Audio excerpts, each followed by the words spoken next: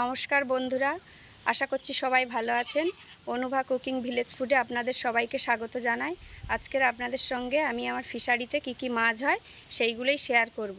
আপনাদের দাদা মানে আমার হাজব্যান্ড পাতন ঝাড়তে গেছে, আজকে দেখাবো পাতনে কি মাছ হচ্ছে, সেইগুলো দিয়েই রেসিপি বানাবো। দেখুন বন্ধুরা, ফিশারিতে চলে এসেছি। এটা আমাদের ফিশারি। আপনাদের দাদা মানে আমার হাজব্যান্ড নেমে গেছে ফিশারিতে পাতন ঝাড়বে বলে। দেখি আজকের পাতনে কি মাছ পড়েছে। এইটা পুরোটা আমাদের ফিশারি। আগের ভিডিওতেই আপনাদেরকে জানিয়েছি যে আমাদের ফিশারি এলাকা।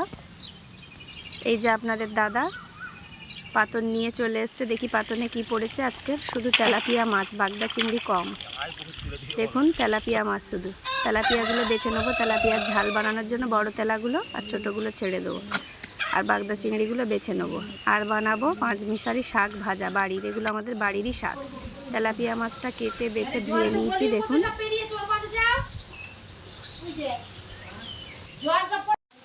দেখুন তেলাপিয়া মাছগুলো ভেজে নিচ্ছি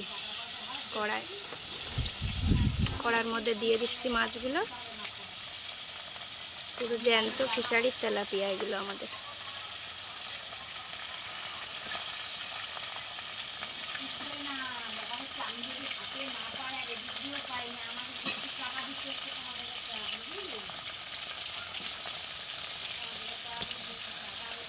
দেখুন তেলাপিয়া মাছগুলো ভাজা হয়ে গেছে। আমি এবার একটা বাসনে তুলে নেব তেলাপিয়া মাছ, আর পেঁয়াজটা কেটে নেব ঝাল বসানোর জন্য।